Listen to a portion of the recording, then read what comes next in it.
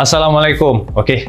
Kali ini isi minyak dulu daripada Transmatic Automotive. Kita buat lain sikit untuk season 3. Season 3 bermula dengan green screen. Sebelum ni kita terus ke meja podcast, tapi kita ke meja green screen sebab kita nak tunjuk sikit illustration. Bila tetamu kita datang, siapakah beliau, ada footage kerja beliau kat belakang, lagi senang sebelum kita ke meja podcast lah. Macam biasa, isi minyak dulu. Kita berterima kasih kepada semua sponsor yang ada kat belakang ni. Transmatic Automotive, Champion Lubricant dan juga Kevlar selaku yang memberi kita support dalam menjayakan setiap season podcast. Jadi tanpa membuang masa sini ini kawan-kawan yang banyak membimbing aku, selalu jadi teman bualan sambil-sambil minum kopi. Inilah dia, one and only Ni Amir Musaffar. Itulah dia. Sampai juga ni Alhamdulillah. Thank you invite aku. So ni antara filem yang kau buat adalah Kill yang pertama. Kedua adalah Terbaik Daripada Langit dan juga Imagino yang penuh sangat kejayaannya lah. Aku rasa orang nak tahu juga asal-usul kau, background kau sikit sebanyak. Aku memang lahir dekat Taman Tun. Asal-usul memang KL. Membesar di situ. Tapi nama Nick so kira Kelantan Celuk lah. Kau boleh kecek tak? Boleh faham lah. Aku jadi self-conscious kalau aku nak kecek Kelantan. Dia jadi macam sebab aku dah surrounded by memang orang Kelantan kat rumah aku, bapak aku cakap Kelantan semua, tapi aku tahu aku cakap tu tak betul, so jadi aku conscious sikit.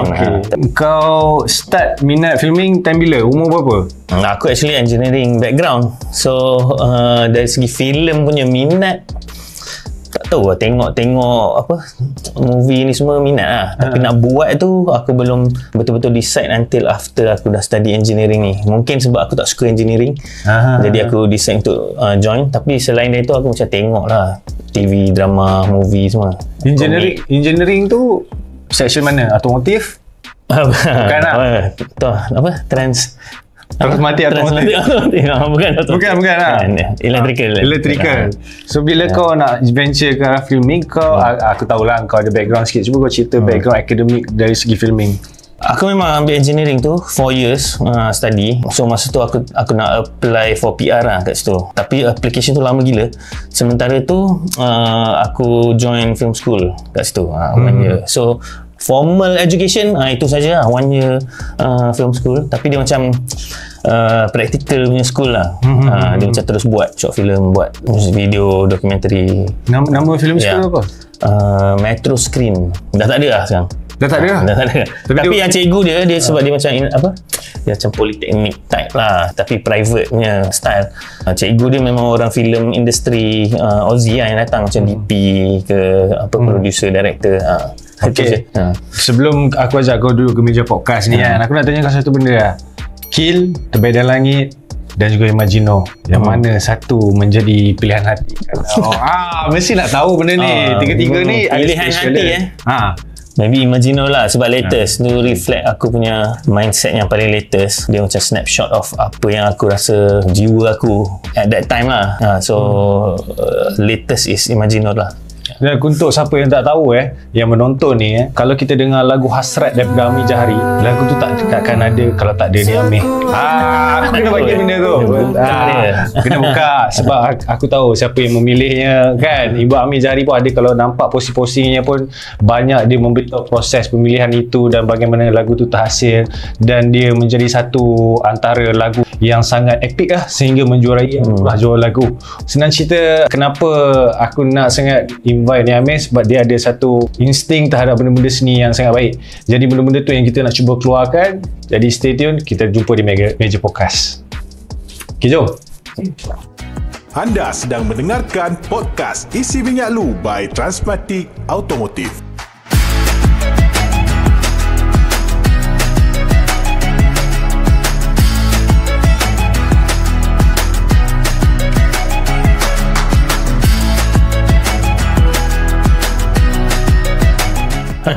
Okay guys, terima kasih kepada siapa yang masih menonton. Tadi kita ada cerita pasal filem sikit kan. Jadi sebenarnya untuk semua orang nak tahu lah kan, Ni Amir dalam proses, of course lah, filmmakers dia akan keep doing. So next filem dia okay, bagi hint sikit lah, genre apa ni? Actually aku ada a few. Kau dah ada. Tengok kau macam tanya kau satu ni kan. Mainly adalah horror, adalah juga macam epic sikit, ada futuristic pun ada. So aku tengah develop a few. Sebab sekarang mindset aku jadi macam tak tahu apa nak buat next. Tapi aku ada a few story. So aku develop je semua. So kalau mana yang melekat tu dengan macam, sebab banyak kan, duit lah, apa, timing, apa benda semua. So mana yang paling hampir boleh terlaksana tu aku akan cuba buat lah. Tapi dari segi story and pilihan, aku tengah explore je a few. Genre? Tu lah horror, epic sikit. Epic okay. Alright. Dengan itu lah sci-fi sikit lah. Sci-fi juga. Sci-fi epic. Imagino adakah kategori dia sci-fi? Belum lagi kan? Macam-macam je sci-fi lah macam cakap. Dia ada term actually, lo-fi sci-fi. Lo-fi maksudnya kira tak high concept, tak yalah, tak ada dunia-dunia apa UFO lah apa benda semua, tapi dia dari konsep sahaja, macam sci-fi sikit. Sebab nak kena, yalah, ada benda-benda kepala lah, masuk dalam kepala semua ni. Itu lah lo-fi sci-fi. Lo-fi sci-fi. Betul, nampak terms filmmakers ni ada kadang-kadang kita sama-sama share lah, kita belajar kan. Selalu kita tahu. Aku dengar. Itulah dia. Jadi ada siapa yang kemungkinan ada cita-cita nak berlakon di bawah pengarahan ni Amir, boleh ni Amir buka casting kan, boleh follow Instagram ni Amir Mustafa. Gitu. Sebelum tu kita nak bagi tahu lah kenapa kita letak meja chess atas ni. Dia sebenarnya saja jadi foreground dan illustration macam Ronaldo dengan Messi main bola. Sebab kalau semua orang nak tahu, ni Amir adalah peminat Arsenal. Arsenal kita ada fan Arsenal hari ni. Tak pernah kita punya guest ada fan Arsenal. Ya ke? Tak pernah Belum lagi. Apa cerita? Itulah so far yang dapat nama-nama tim yang menyakitkan telinga. Fik tim mana lupa nak tanya. Saya Lalang. Lalang bagus. Lalang better daripada tim yang sekian tu lah. Kan. Okay, hilang follower kan. Semua lari kan sebab Arsenal kan. Tapi tak apa. Kamera pun macam Arsenal tengah antara yang top sekarang kan. Sebelum kita ke arah filming, kita nak cerita benda tu dulu. Sentiasa top. Sebab apa? Aku tak pernah sembang bola, Fi. Ini peluang pertama lah aku dapat sembang bola kan. Jadi ni Arsenal untuk season ni, apa firasat dan harapan? Champion lah. Champion, harapan. Tak ada firasat lah. Tu confirm. Champion. Color dah sama. Champion. Macam manifestation lah orang cakap kan. Tim nak tahu satu hari tiba Transmatic Automotive sponsor. Amin. Benda-benda elok. Mana tahu bila Transmatic dah dapat, saya pun dapat tiket free ke sana kan. Kan. So Arsenal sejak tahun bila? Dari 90s lah kot. Masa zaman-zaman World Cup semua tu, aku baru-baru nak tengok bola, semua orang semua macam Man U kan. Aku macam pilih mana ni kan. So Arsene Wenger lah penarik dia. Tapi macam apa, tak adalah gila-gila sangat masa tu. Tapi antara yelah, ikut legend lah zaman-zaman Henry Pires ni semua kan, Beckham. So aku memang suka tengok bola yang seronok main dia. Game dia. Game dia. Kalau all time favourite player Arsenal? Uish. All time dengan current lah. Sekarang all time dulu. All time obvious lah sikit. Kena Henry lah kot. Henry ya. Tapi kalau special mention mungkin kalau yang apa, under the radar sikit lah, aku suka Arshavin. Arshavin. Yang menarik aku lah. Tapi mostly Arsenal ni dikenali dengan orang-orang yang dia punya AM lah kan, attacking midfielder, creative play tu yang aku suka lah. So kalau sekarang sekarang suka team lah. Kau nampak sambal. Sebab aku dulu macam Perinama kan. Lepas tu aku ada Van Persie. Lepas tu pergi pindah semua. So aku dah tak ada Perin lah. Van Persie contoh kan. Adalah Wilshere ke apa semua kan, ada Perin tapi injured apa semua. So tak ada yang so jadi bukan player lah. Player tu aku sokong sebab dia team, tapi aku just suka team lah. Dulu kalau aku tanya Karen, mungkin kau jawab Smith Rowe lah aku kan, sebab dia lama kan. Sebelum dia itu tengok contoh kan, macam aku nampak orang yang macam akan jadi something kan, macam Smith Rowe kan, tapi alamak. Kena jual pula. So player datang dan pergi. Betul kan? Betul. Player memang datang dan pergi. Sebab itu memang lumrahnya, dan kita memang berharap dia berjaya lah dekat kelab-kelab lain kan. So Arsenal, macam kau sebut tadi, kau suka as a team, kau suka gameplay. Best moment so far Arsenal lah. Best moment Bila-bila Bila anytime. Leicester 3-1. Betul yang Ozil main tu. Sebab aku pergi, aku tengok. Kau tengok live. Kalau tak silap tu Leicester memang kuat lah. Betul masa tu sebab time tu Ozil aku tak ingat lah. Dia kuat kat counter attack kan. Tak sure dia punya tahun sebelum dia menang-menang tu ke apa, aku tak ingat. Tapi masa tu puati lah. Best moment. Sekarang pun memang susah nak pilih best moment sebab banyak dah best moment. Setiap minggu dah best moment. Itu saja je nak pancing nak ayat-ayat. Itulah aku dah sebenarnya lama dah aku tak tengok bola ni. Kena comeback. Busy dengan Lalang dia boleh berlabuh juga ke satu tim. Itu Arsenal jual kan. So Arsenal, apakah yang kau rasa, ni sikit lagi pasal bola lah kan, yang dalam current squad ni ada lacking, yang kekurangan yang kau rasa yang mungkin akan jadi batu penghalang?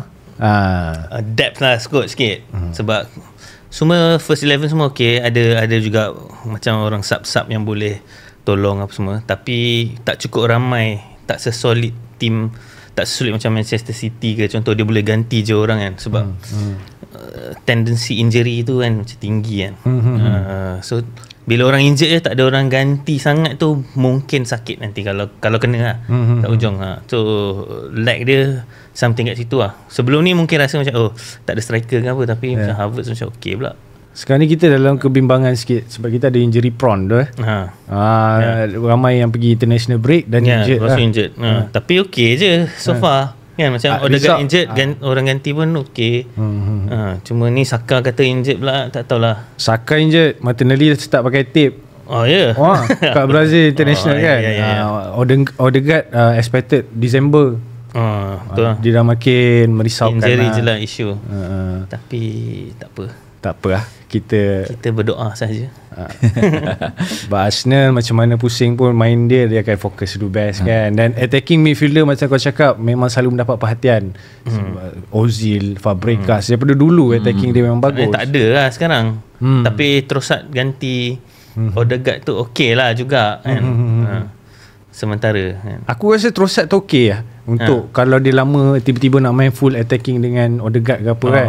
Tapi Arteta dia suka balancing kan. Dia ada time dia nak menang aerial duel semua tu kan. Tapi sebab sekarang macam Marino pun dah mula start. So tak tahu lah, tengok macam mana kan, baru main sikit. But at least ada orang solid lah. Cuma kreatif tu lah mengharapkan kan. Okay, kita mungkin akan buat satu segmen yang di mana yang kita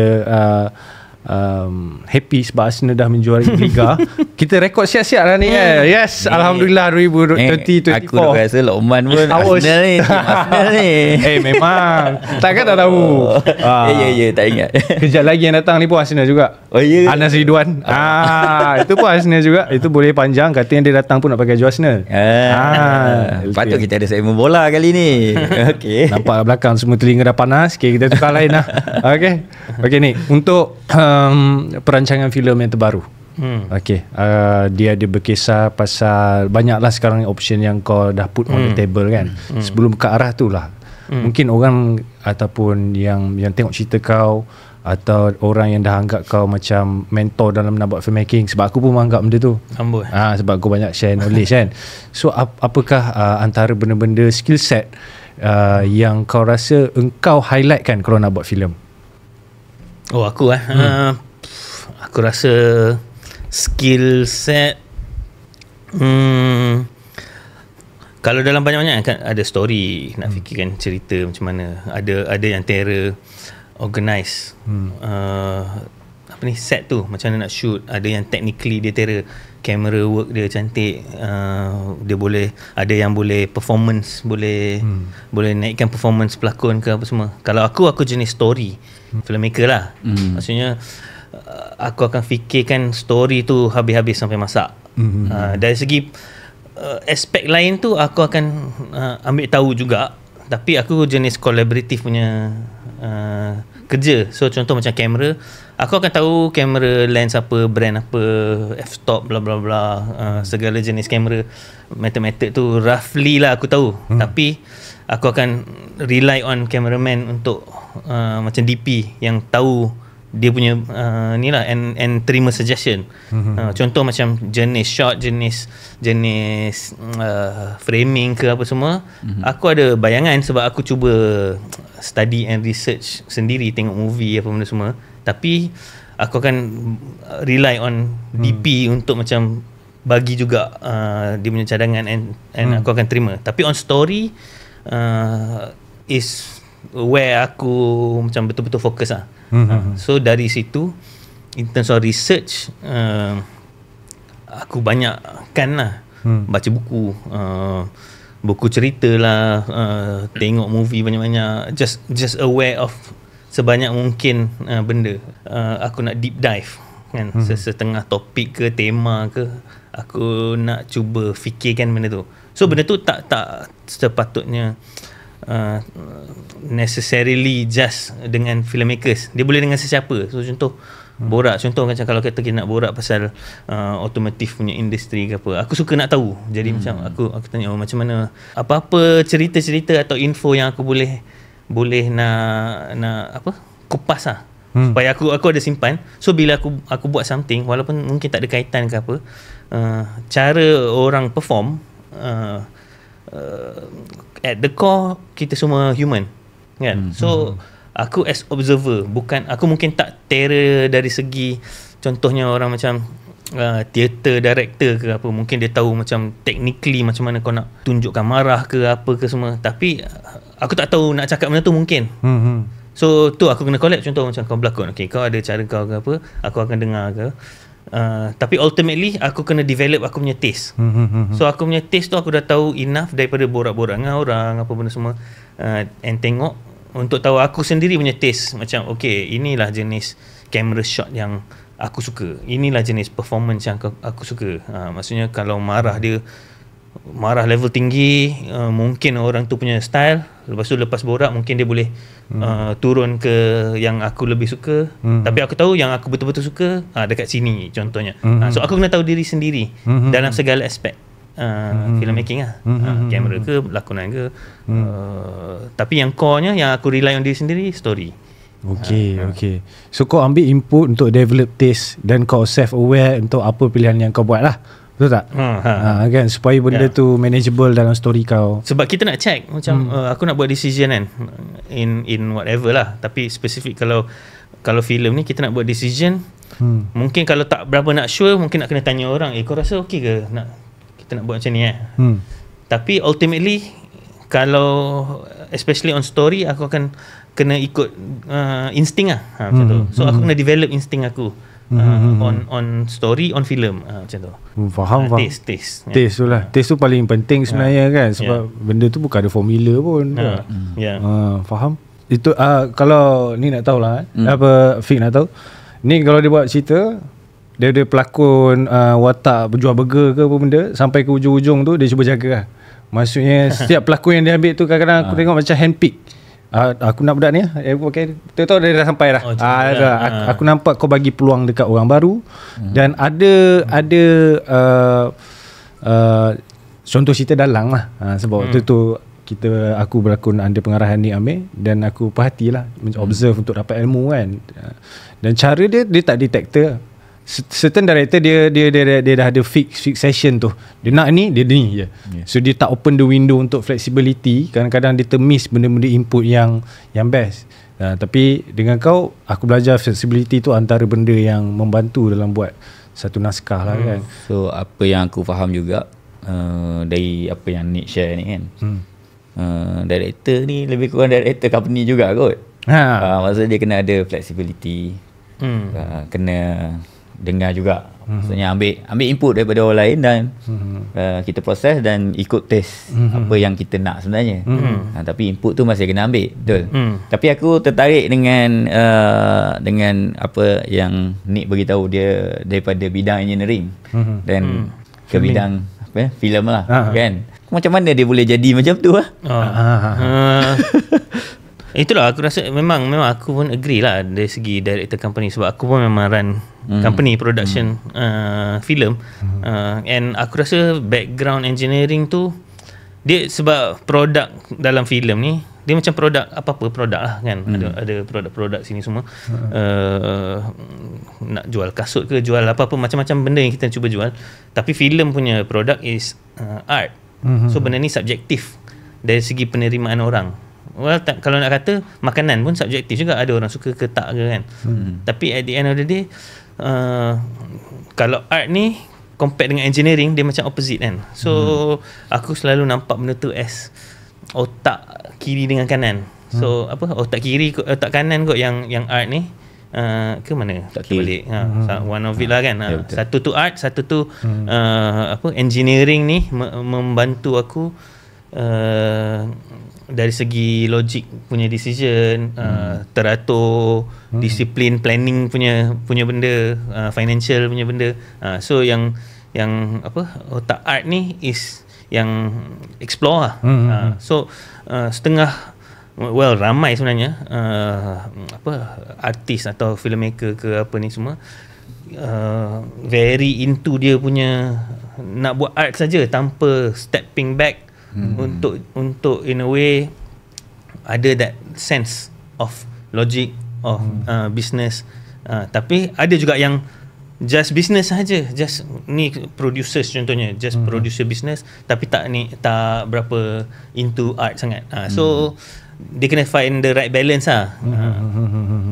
And kebetulan aku dari background macam tu masuk ke dunia filem ni. So aku rasa ada membantu lah.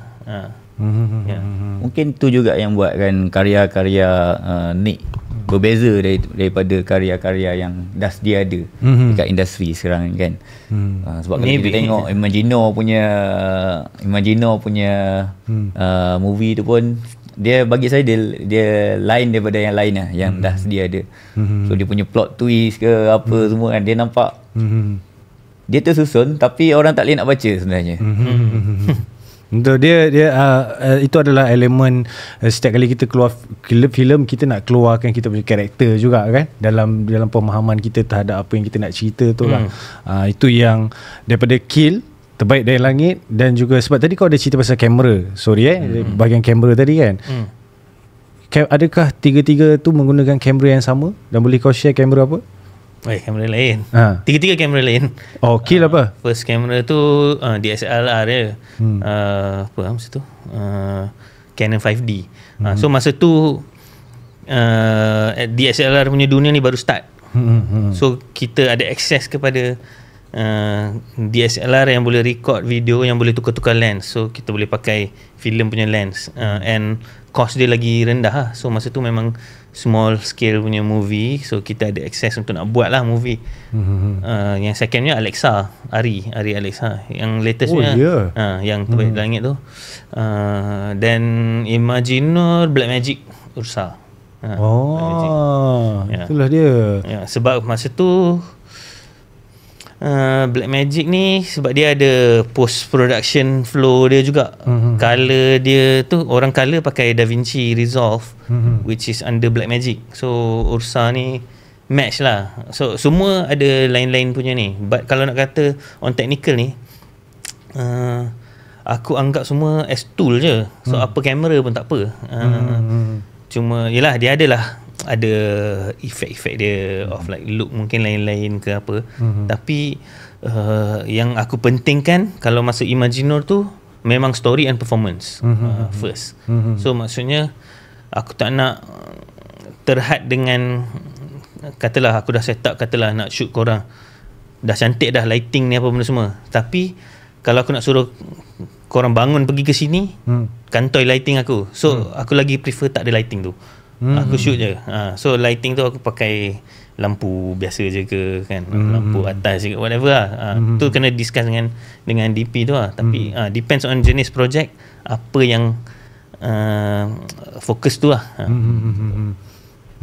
Faham. Yeah. So ini mungkin kita pergi ke arah yang lebih international lah kan, sebab selalunya ada orang perdebatkan kan, bila ada orang mengimpikan anugerah untuk menang ke Oscar dan sebagainya, ada yang memperkecilkan dan ada yang menganggap dia memang satu impian yang sangat tak realistik, sampai suruh berpijak di bumi yang nyata. Pendapat kau kenapa sampai ke tahap itu sebenarnya? Thinking dan mindset kita seolah-olah kita ni tak boleh nak bersaing dengan orang luar. Pasal Oscar ke apa? Pasal filem untuk ke Oscar ataupun ini produk untuk ke Oscar. Kita kena faham dulu Oscar tu punya setup lah. Ni sefaham aku lah. Sefaham aku, Oscar ni dia ada member of Academy ni. Ni US punya award kan. So orang yang dalam member of Academy ni banyak orang dia lah. Maksudnya pekerja filem dia dan sebagainya. So the moment katalah kita ada wakil lah. Sekarang ni cerita abang adik wakil, pergi wakil Malaysia pergi ke Oscar. So benda yang diorang kena buat adalah pergi ke sana dan kasih semua sebanyak mungkin orang Academy ni tengok and vote. And benda ni berlaku dengan satu dunia lah, semua orang hantar. Untuk yang kita boleh compete kat sana pun yang foreign film punya section saja. So untuk shortlist pun jadi 5 movie daripada banyak lah. So diorang kena pergi spend duit, PR, marketing untuk kasih orang datang tengok. So benda tu mahal untuk nak buat benda tu. Dia issue of awareness punya issue. Mungkin cerita tu bagus ke apa, tapi kalau dia tak dapat orang tengok, orang Academy tu, dia orang tak tahu pasal cerita tu, dia takkan vote-nya. Dia akan lebih sedar dengan cerita-cerita yang PR bagus and marketing bagus lah, pelakon yang lagi tinggi ke apa semua. So tu satu understanding yang first, maksudnya okay, ini kalau nak, dan kita kena consider, okay, kenapa nak Oscar. Ada a few arguments lah, nak ke tak nak ke. Dalam dunia ada banyak benda-benda macam tu, maksudnya film festival banyak, so mungkin boleh menang film festival, but what's the goal, apa yang kita nak. Sebab jenis cerita ni subjektif. Kalau kau buat satu cerita, mungkin orang Malaysia suka, orang kat luar tak tentu lagi. Ataupun buat satu cerita yang orang luar suka, kat Malaysia tak tentu. Ataupun kalau contoh macam Parasite for example kan, cerita Korea, dia buat cerita Korea, orang Korea suka, and travel satu dunia pun semua suka, and menang pun ya juga. So untuk dapat that kind of cerita ni semua adalah elemen-elemen yang diperlukan. So depends on apa yang kita nak. Kalau of course yang tu best case lah, jenis macam Parasite ni. Tapi kalau tak, kena pergi dengan kemampuan lah in a way. Bila kau sebut ni, aku nampak dia macam dia bergerak secara total. Dia bukan best movie saja, dia dah menjamin apa award ataupun nomination ataupun tempat dalam Oscar lah. Dia keseluruhan PR-nya, macam mana susunan filem itu untuk dipertontonkan di sana. Kan betul tak? Dia bukan, kau mungkin cerita tu best gila, tapi kita tak kenal orang sana, tak ada orang yang buat PR, tak ada ni semua, tak guna tak? So contoh macam ada je cerita Malaysia yang menang, contoh Tokyo International Film Festival ke apa, tapi lepas tu apa? Macam mana? Depends. So contoh kalau aku punya preference adalah untuk orang Malaysia kita tengok. So macam bagi aku, orang Malaysia punya penonton, kita ada tengok cerita-cerita luar yang masuk, taste orang tu lain-lain lah, lain-lain. But bagi aku, aku nak share aku punya taste kepada jenis cerita yang aku suka, aku nak buat, and kasih orang appreciate benda tu. So kat Malaysia first. So maksud kalau luar ni semua bonus. Tak guna kalau aku pergi luar, lepas tu aku menang, tapi datang Malaysia orang tak tahu cerita tu, tak layan ke apa. So dia kena sekali jalan lah maksudnya. So kalau kau style kau Malaysia dulu. Tengok cerita lah aku juga. Tapi kalau boleh aku nak Malaysia, orang Malaysia punya appreciation kepada filem kita tu lebih. Awareness, tahu bila cerita Malaysia ada keluar, lagi ramai suka, lagi ramai demand, maksudnya level quality Kalau kata kita mula kata bawah, lepas tu orang mula buat cerita elok semua, quality of expectation orang Malaysia ni kepada filem Malaysia naik. So bila orang buat cerita yang tak elok je, orang macam tak nak tengok yang tu. So yang dia jadi dua-dua, cerita lagi bagus dengan laku pun laku juga. So maksudnya kalau nak jual cerita yang laku, kena buat cerita bagus. Kalau sebelum ni mungkin orang boleh layan buat cerita tak bagus ke apa pun, tapi enough element yang boleh kira jual kepada mass macam tu, dia boleh laku. Tak nak, dia kena selari lah, dia kena increasekan kita punya sense of appreciation lah kepada seni. Saya setuju juga, sebab saya pernah jugalah kan, kita punya kadang-kadang kita sebagai penonton ni atau sebagai penggemar filem ni, kita bergantung kepada info awal yang diberi. Contoh dia teaser kan. So kita tengok teaser macam best kan. So kita ada expectation kita lah, cerita ni macam mana. So betul juga apa yang Nick bagi tahu tadi, maksudnya dia tak nak apa yang orang expect tu tak sampai. Maksudnya bila pergi tengok tu macam tu punya kan, punya hype je lebih. Kan? Pernah tak macam tu? Yalah. Dia bukan dalam filem je, dalam benda lain juga.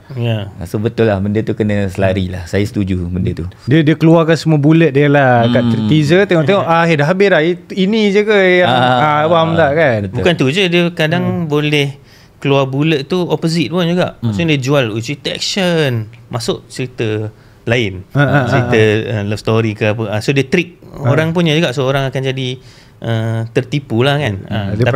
Tapi sebelum tu pun even sebenarnya kita punya kemampuan pun kena improve lagi. Maksudnya nak buat cerita sekarang ni tu kata semua orang tengah macam fikir mostly pasal nak buat cerita yang disuka atau rasa cerita yang macam mana yang bagus ke apa kan.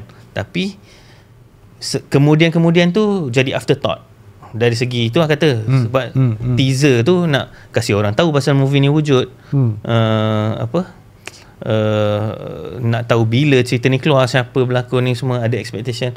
Tapi benda tu jadi fikir kemudian, padahal benda-benda tu yang promosi dengan marketing ni patut satu package lah dalam filem. Faham. Jadi kiranya okay, untuk next film kau lah ni kan. Kena tanya juga sikit. Promo awal-awal kan. Tu cara taktik. Okay, tajuk semua kita dah dapat lah, genre semua kan. Ni ada bagi tahu tadi. Contoh lah kan. Contoh tadi betul. Kan sebab kebanyakan macam Nick cakap tadi, filem yang baik tapi tak ramai yang tahu. So sebenarnya elemen yang paling penting adalah untuk orang tahu. Untuk orang tahu dan orang ada berminat nak datang nak tonton lah. Ni ada formula ke untuk buat benda tu, ataupun any tips ke still explore lagi juga? Macam kalau Imaginor pun masa kita orang buat, tak adalah expect ada sambutan macam mana kan. Kita buat scale yang kita rasa mampu dan cuba sehabis yang baik lah kan. So bila dia dapat sambutan yang lebih daripada yang disangkakan, okay lah, happy apa semua. Tapi untuk macam next tu, aku fikir macam mana aku nak buat lagi, aku tak tahu. Sebab benda tu aku macam sambil jalan je, redah je kan, macam yelah, segala aspek timing kat cinema ke hall mana semua tu aku baru nak belajar kan. Sebab buat tu okey, tak apa, dah siap dah semua. Tapi lepas tu macam mana nak kasih orang tahu, dia contohnya viral kat TikTok contohnya. Aku TikTok pun tak ada. Rasa macam tahu-tahu macam ada orang share macam cakap tengok Mamat ni rekod dia dalam kereta macam tu kan. Rasa pasang lagu cerita aku 10,000 view. Macam mana jadi tu kan. So aku tak buat benda tu. Benda tu dia terjadi kan. So kalau untuk yang next, aku pun tak tahu macam mana. Kena macam fikir lah. Tapi aku tahu kalau dalam dunia filem ni, at least benda aku boleh control is buat filem yang aku rasa elok. first. Barang tu kena baik dulu. Lepas tu marketing ke apa tu aku akan redah balik nanti. Tapi calculated risk kan, dari segi aku kena anticipate lah sikit. Maksudnya tak adalah aku shot sendiri gila-gila buat cerita art house yang satu shot 10 minit lama, slow, boring. Aku kena buat lah cerita yang aku suka dengan aku rasa orang boleh suka. Tapi lepas tu marketing tu kita kena pandai-pandai agak dengan tu lah, go with the flow lah. Perumpamaan ni macam kita jugalah. Transmati Automotive dah berkembang baik di Shah Alam, Alhamdulillah. Tapi alangkah baiknya kalau lagi ramai yang tahu betapa kita ikhlas ni dalam melakukan services, betul tak? Betapa kita jaga kualiti. Menjaga kualiti, jujur. Sebab tu ada kesedaran kat Transmati, dia ada buat kesedaran yang macam nak beli kereta second macam mana caranya kan, supaya tak tertipu. Dan kadang-kadang ada benda tu yang membuat busuh pun ada, betul tak? Dalam cerita pasal musuh lah kan, dalam ada tak any sabotaging, sebab kita faham benda ni dia melibatkan ruang dan masa yang kadang-kadang direbutkan di sinema. Ada tak pernah berlaku sepanjang kau bergiat dalam 3 filem ni? Aku rasa tak ada lah. Dia more macam market je lah. Maksudnya semua orang buat hal masing-masing. Ya, katalah kau ada filem sendiri, aku ada filem, dan kita redah je. Dia ada semangat kolaborasi sikit-sikit dari segi info sharing, tapi selain daripada tu kira yalah aku punya plan aku macam ni, plan kau mungkin kadang-kadang timing ada clash ke apa, tapi tak adalah dengan macam niat jahat yang aku rasa aku tak rasa ada lah. Okay, Alhamdulillah lah macam tu. Kita pun tak nak industri jadi toksik ke arah tu kan. Dan last sebelum kita bergerak ke segmen yang terakhir, rasa-rasanya lah benda yang selalu dipersebutkan adalah intellectual penonton dalam mengakses cerita macam kau cakap tadi, cerita art berat mungkin memang tak ready lagi kan. Sekarang ni apa kau nampak di takuk mana ataupun di paras mana penonton-penonton kita berada, dan apa yang kau expect in the future? Aku rasa dah semakin naik lah kan, sebab kita punya as a culture, as a society, kita dari sebelum ni, zaman-zaman kita membesar ni semua, penekanan dia lah lebih ke sains dan teknologi, benda-benda yang lebih penting kepada masyarakat kita. Selain dari arts, contohnya macam kalau kat France ke apa, dia punya civilization dah awal semua, so sekarang dia dah boleh appreciate art, boleh tengok seni, fine art lah, apa benda semua, filem dia boleh appreciate, and dah jadi laku, boleh jual benda tu. Kita sibuk hasil nak hidup ni kan, nak cari makan apa benda semua. Itu pun partly aku punya perjalanan jugalah dari segi studies kita. Macam aku punya ni science stream kan.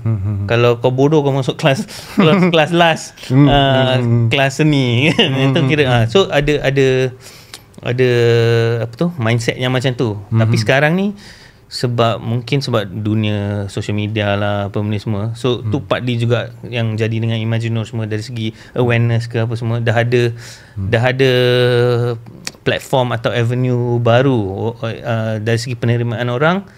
Awareness tu dia dah dapat tahu cerita ni wujud ke apa, and kena dengan cita rasa dia juga. Mungkin dari zaman COVID hari tu, dengan Netflix lah apa-apa platform ni semua, orang dah ada access tu lagi banyak cerita yang macam-macam jenis. Dan group tu dah lagi besar. So kalau compare, mungkin drama petang punya type of audience banyak lagi kan. Lepas tu compare dengan orang yang mungkin lebih ke cita rasa aku. Tapi aku rasa dah macam semakin berkembang lah dengan kemunculan media-media ni semua. Dengan harapan ianya akan terus berkembang lah. Itulah harapan dia. Sebab tu aku kata aku punya kira fight lah, bukanlah fight tu adalah untuk naikkan kat situ. So tak ada guna untuk aku nak menang kat luar saja ke apa. Satu tak boleh menang pun. Tapi kalau kata nak menang pun, maksudnya daripada aku fokus ke situ, aku fokus kat cuba jadi jago kampung dulu lah. Macam tu. Sebelum memang ada harapan lah untuk nak keluar semua, sebab bawa nama baik ni apa semua kan. Tapi fokus dulu lah kat rumah. Kat rumah ya, betul. Kalau kat rumah kita ni tengah Tak terjaga. tak tumbang ambing lagi, why not kita solidkan kat rumah dululah kan. Aku faham ideanya. Okay, last advice juga untuk segmen ni, untuk siapa-siapa yang nak buat filem, siapa-siapa saja yang pasang impian kan, main tu kat belakang tu yang dah selalu main kamera semua, editor nampak tu dia tulis macam mana nak edit, nampak. Mungkin akan inspired diorang juga apa yang aku rasa develop taste. Tu sebab tu boleh differentiate kita lah. So contoh macam aku tengok cerita-cerita macam ni, aku baca buku tu aku rasa X factor bagi aku lah, sebab tak ramai yang baca buku. So kalau baca satu buku pun aku sudah lebih daripada berapa persen of orang dekat Malaysia ni. So kita boleh differentiatekan kita. Benda tu akan ada macam ni lah, isi minyak lah. Isi minyak lu. So basically ni lah advice dia. Isi minyak lu untuk buat filem. Maksudnya kita kena isi kita, dan tengok podcast banyak-banyak. Lepas tu malah baca buku tengok podcast. Okay. Aku nak selit satu soalan lah. Ini personal lah. Kau struktur cerita kau Act 1, Act 2, Act 3 ke? Kau ada style kau sendiri ke? Ataupun apa proses kau? Masa Kill first movie, aku memang bantai je, ikut insting. Lepas tu aku ada baca buku-buku pula, filmmaking punya buku, pasal structure lah, pasal Save the Cat lah, apa benda semua. And mostly movie yang aku tulis, Imaginor and terbaik, Imaginor ni aku tulis dengan Reza Mihat kan. Yang Terbaik Dalam Langit tu dia tulis, yang Kill aku tulis. Tapi kita orang sentiasa sparring lah. So dia baca banyak buku juga. So dia ada baca buku filosofi lah, apa benda ni semua, filmmaking punya. So masa zaman Terbaik Dalam Langit tu ada lebih ke arah structure macam tu. Tapi lepas tu kita dah belajar benda tu, then next kita explore lagi benda lain pula. So benda tu evolving lah. Buat masa sekarang punya, yang aku sedar adalah aku nak cari core of cerita tu. Macam tema apa benda aku punya voice ni, aku nak cakap apa dalam cerita ni, macam tu. Tema maksud dalaman dia lah. Message yang dia nak sampaikan. Bukan message. Bukan. Dia macam idea apa aku nak ketengahkan. So contoh message dia boleh jadi bersyarah, boleh jadi macam berkhutbah macam tu. Contoh ada topik apa-apa, aku nak cakap message, dia ada betul atau salah contohnya. Aku tak nak macam tu. Aku just nak, katalah topik khutbah tu pasal family contohnya, aku nak sampaikan family, korang bincang lah family macam tu. Aku nak kedepankan idea tu je. Faham. Aku tak nak bagi jawapan, sebab aku tak ada jawapan macam tu. Benda tu kalau setengah orang dengar mungkin dia akan rasa macam deep lah. Mungkin lah, kemungkinan lah. Dia akan buat dia berfikir. Tapi dia sebenarnya memaksa untuk penonton bukan sekadar menonton. Dia sampai question value yang dipegang. Kalau tengok senang sangat macam macam ni, ABC bagi jawapan. Orang tak fikir kan. So apa tricks dia untuk dapat benda tu kau rasa? Jumpa orang, bincang pasal benda, tanya pendapat kan. Contoh macam aku nak buat horror ke apa, aku tanya orang-orang siapa yang pernah nampak hantu kan. Apa cerita korang pasal hantu ke apa. Nanti aku akan develop thoughts aku lah pasal topik tu. Macam tu. Collect and then fikir, analyse, keluarkan thought sendiri, perspektif sendirilah. So siapa yang mendengar ni ada cita-cita buat filem, mungkin antara input-input yang kita sebut ni membantu dalam proses-proses anda lakukan, dan semoga kejayaan untuk mengiringi lah kepada siapa yang menonton juga kan. Dan kejayaan mengiringi Nick Amir Sapar. Okay, untuk segmen seterusnya jadi kita akan lebih santai, lebih kepada santai lah, kita put a pause kejap lah dekat filmmaking ni kan. Jadi dalam masa 2 minit nanti kita akan comeback balik. Anda sedang mendengarkan podcast Isi Minyak Lu by Transmatic Automotive.